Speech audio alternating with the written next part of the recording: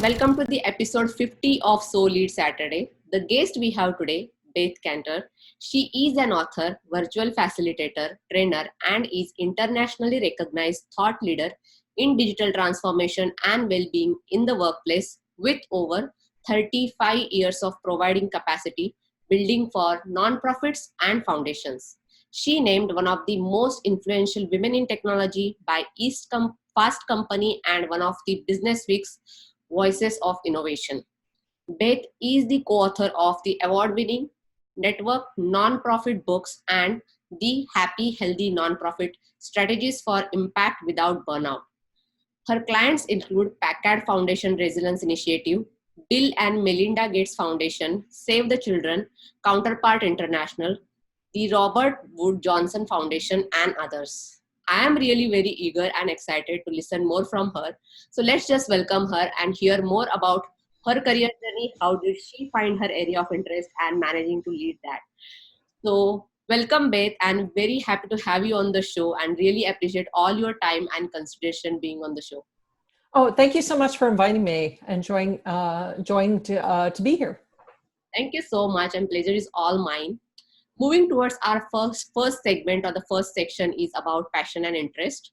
So your profile is completely along towards this non-profit digital transformation and workplace well-being. Mm-hmm. So how did you find your interest in the digital transformation and AI field, and what steps did you take to pursue your passion? Oh, that's a great question. And I always like this question because it makes me have to think back a long time of, from when I first got started, which was a really long time ago. I actually started off being trained to be a classical musician. And when I decided that I wasn't going to have a career in performance, I found that there was opportunities to help with musical nonprofits. And that's where I got my first job. It was in fundraising. And I just had an open mind to learn as I go. And I love learning, and it makes me very excited. And then always something new pops up. So I have had a really kind of different type of journey, and I've sort of just followed my interest and opportunities have come to me. So initially it was music, and then went to work with music nonprofits in fundraising for the Boston Symphony, and then went off and I decided I wanted the experience of being a managing director of a smaller music organization. I did that. I got to learn everything from board development, fundraising, marketing, everything. And then I did a lot of consulting, but mostly around strategic planning and marketing and fundraising. And from there, it was just maybe a few years into my career, it was at the very early stages of the internet. There was a job and project at the New York Foundation for the Arts, and it was called ArtsWire, and it was an online network for artists. So I applied for the job, even though I didn't know the technology, but I was very just enthralled with it. And so from there, I kind of made this career about learning about the technology and helping nonprofits embrace it and adopt it. So that was kind of digital transformation. And I'd say in the last 6 years, we're learning more about the negative impact that technology can have personally and also within organizations. And that's where I really got interested in this kind of workplace well-being piece of it. Technology is a part of it, but there's other things. So summing up, it's kind of like I've been lucky that I follow my interests and my passion, and the opportunities come. Oh, that's great actually. And thank you so much for sharing, because it's definitely useful to see somebody transform their career and, leading that area of interest. So thank you so much. Moving towards our next section is about questions from the audience. So the first question that we have is what is digital transformation, and is it something related to adapting new technologies in the organization? Digital transformation, it's a term that's often used. I see it in the business sector. It's also used in the nonprofit sector. And what it means is that, going from manual processes or paper processes in an organization to do the work to digital. And it's been many years of transformations for nonprofits, as you can imagine, because it's not always an easy step, because it requires, resources, expertise, and getting comfortable with the technology. One way to think about it is as a journey. And and that organizations go on this journey to look at how can we improve the efficiency and the effectiveness of our programs or our fundraising or whatever it is by embracing the use of different technology tools and the internet. So that's really what it's about. And I've really been, when I came across that term, it's like, oh, that's what I do because that's what I've been working in for the last 25 years, helping nonprofits grapple and understand whatever new technology is emerging, and how and when and best ways to apply it. Thank you so much. And definitely, actually, sometimes it is misunderstood that it is just adapting the new technology. But as you mentioned, it is the journey to transform the organization. So definitely that makes sense because sometimes people just think that, getting the new tools in the organization or something that means digital transformation. Yeah, we have this, I have a term for it. It's called shiny object syndrome, where you just say, oh, this is a cool tool. And that's not what digital transformation is. It's really being strategic and impactful about your choice of technology tools.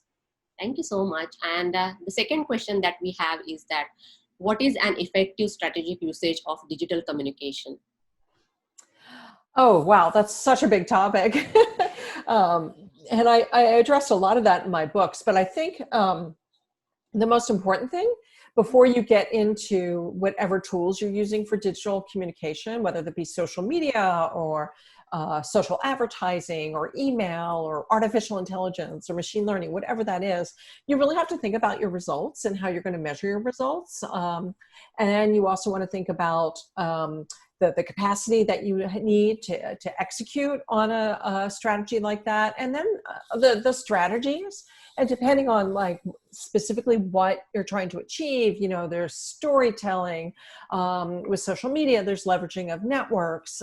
So you want to make sure that you've spent some time planning and thinking about your strategy before you just run off and do things. And then you want to have a consistent kind of regular plan for implementation. Especially with things like social media, because you need to have a content plan, you need to have a calendar, you need to have a consistent presence, and you really need to be organized, and it needs to be thought out, and it also needs to be measured, because that helps you figure out what not to do, and it also helps you make the case for any senior leadership about like, why are we doing this? What are the results? Yeah, that makes sense. So you are moreover like the way I understood it is that it's kind of a cycle that you come up with the strategy and then you plan for its execution. So that the way you mentioned about the social media as well, that you have to come up with the strategy that how effective you are going to be, keep your presence on the social media. So a couple of things that you mentioned that like, being consistent or organized, those are the major things to achieve that. So thank you so much for sharing. And this time onwards, we are introducing the fun segment in the interview. So we have the third segment, which is the fun segment. And I'm going to give you 3 words and you have to tell me what comes to your mind immediately. So Okay. it's just like an abstract thing. You don't have Okay. much, but you have to just immediately tell me what comes to your mind. So are you ready? Yes. The first word is that it is associated with your profile. Actually, the first word is influencer. Okay. So influence, right? Influence. Okay. Influencer. Oh, okay. So influence is a really important term when you think about your social media strategy, because there are people out there that have networks of people, some of them really big, maybe some not so big, but there are people who are aligned around a particular idea or a particular person. And it's really important to think about influencers in terms of your social media strategy. Yeah. So our second word is author. Author. Okay. Well, I always think my bookshelf up there. I do say in my tagline that I am a trainer, virtual facilitator, and author. I've written a number of books. And I think about like being an author. I didn't come into writing books naturally. I sort of fell into it.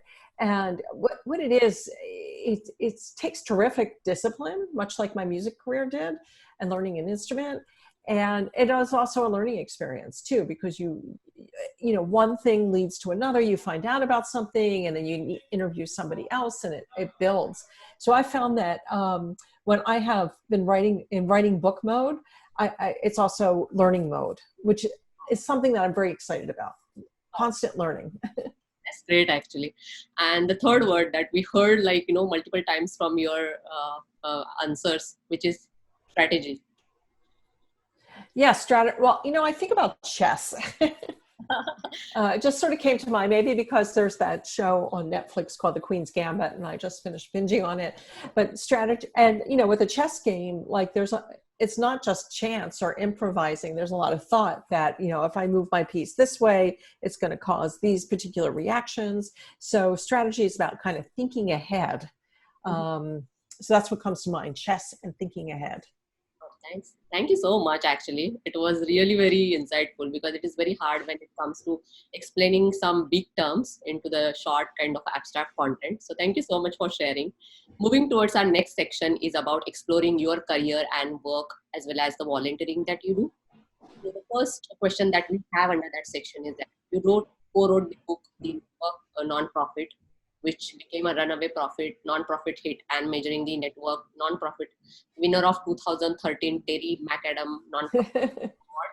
In 2016 also, you published the Happy, Healthy Non-Profit book. Would you like to share some insights about it so that audience will take up those books as well? Sure. So I'll start with my last book, The Happy, Healthy Nonprofit, Strategies for Impact Without Burnout. And that book, in my time in the nonprofit career, I've worked with many different people, and I was observing this thing where people are just working very hard and burning themselves out.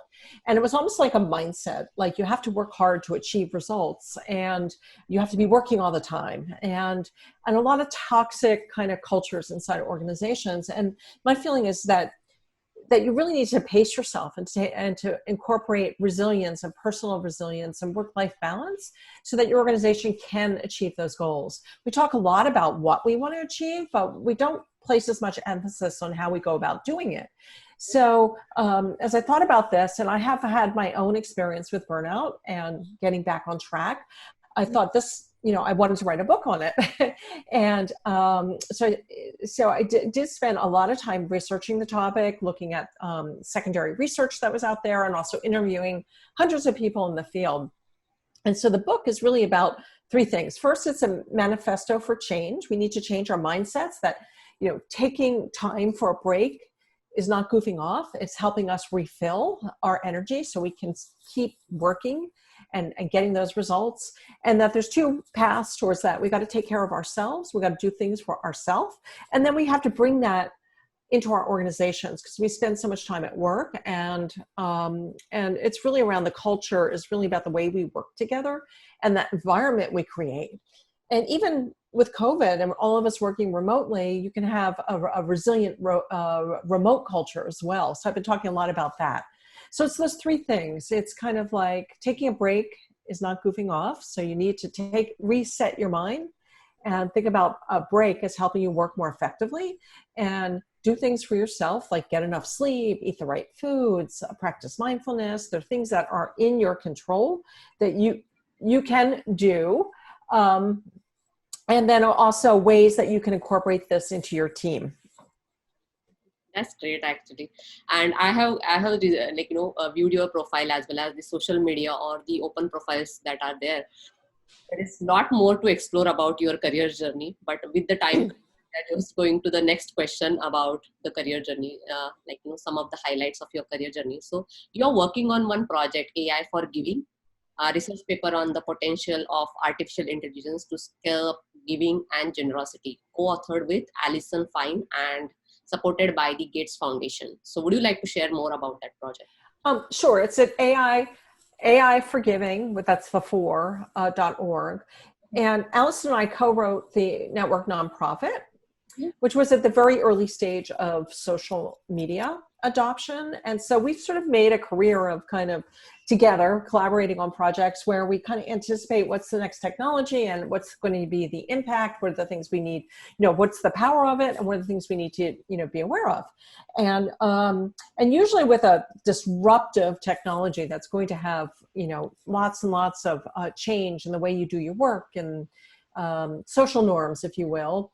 The adoption curve looks like a hockey stick. Okay, so kind of like this. I can't do it, and so there's the heel of the hockey stick, and then it goes up. All right, and so we're at that point right now with artificial intelligence, and it's already here. It's in our lives. It's if you watch a movie on Netflix, you've interacted with artificial intelligence because that's what is beneath the recommendation engine. So as we started to look at this, we realized that, this is an opportunity for the nonprofit sector really to leverage this technology, specifically in the giving area to leverage donor relationships and increase the donor retention rate. But it also comes with its kind of ethical challenges. And we think that the nonprofit sector should get the lead on it. I mean, we know what's happened with social media and some of the challenges around that. But we think we can get ahead of it. So the report, we've been studying the impact of AI and machine learning on the nonprofit and social change field broadly. So we've been looking at it. What is the impact on programs? What's the impact inside the office? And this last report really takes a deep dive into what it looks like for giving and fundraising. So so I think in the next couple of years, if not even more accelerated than that, it's going to have dramatic impacts in the nonprofit sector, especially as we recover from the shock of the pandemic.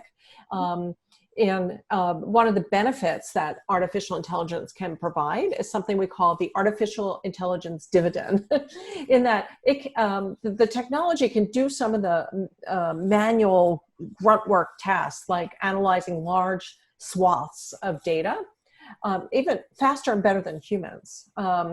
So that's going to free up the humans' time or the fundraiser's time to really focus on the donor. So, and that's what the dividend is. When we also think about artificial intelligence, there's a lot of, perceptions, no, the robots are going to take our jobs and it's evil.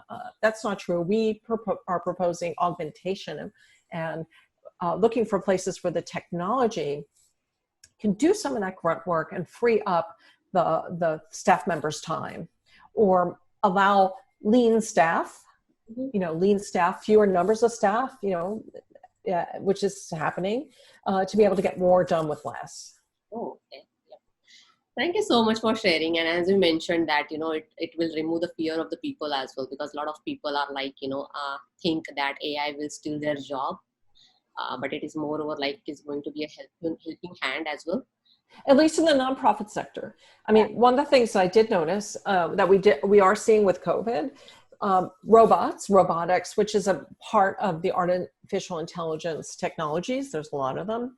We're seeing, robots that are now going into grocery stores and doing some of the cleaning because it reduces human contact. Okay, and that was somebody's job. So we're going to have to revisit that ethical dilemma. But I think in terms of nonprofits and fundraisers, the fundraiser's job is very human oriented, or should be. It's really about establishing a relationship with the donor, and that's not going to be replaced by, a technology, an algorithm or something.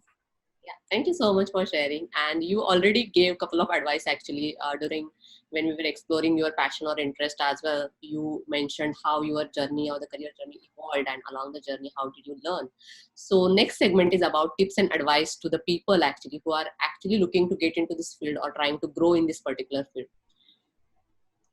Oh, that's great. Follow your interests and be helpful. And, it is also about working hard. A friend of mine from 30 years ago had a joke, because I was early on in the internet and was helping nonprofits build websites when it was first developing back in the 1990s. And a friend of mine called me, "You're the hardest working woman on the internet." It's kind of a joke. And so, yeah, work hard, because that's how you master, and that's how you get knowledge, and that's how you learn and share your learning. and be generous. To me, also, I have this glorious network, and building a network isn't about connecting with people and asking them for favors all the time. It's really about how can I be helpful, right? And having reciprocity. And then people will turn and help you even without asking. So I think that was one of the most important earliest lessons I've learned, probably about 25 years ago. I was just always like, I want to learn. I want to help you. What can I do? Yeah, thank you so much for sharing. And moving towards the end of this show is last segment, which is leadership. So you are truly leading your area of interest. And what is your leadership style? Any specific leader that you always follow or admire for, and why? That's such a great question. I'm a huge fan of network leadership, which is really about self-organizing. It's not about top-down control and micromanaging people. I like to be the guide on the side, and set up for people to be successful, without actually doing the work for them or without micromanaging them. So I call it like shared leadership. Co-leadership's another word. And sort of making the space, whatever they need to be successful. Thank you so much. And I really learned from this episode and hope the audience will also enjoy and learn something from it, and it will be beneficial for their career journey as well. Couple of keywords that I will take away from this episode is that, be hardworking, be generous, and be helpful to others. So thank you so much. I really appreciate all your time and consideration being on the show. I really enjoyed interacting with you. So thank you so much. And as I always say, until we meet, happy leading. Let's lead together. Stay safe. Bye for now.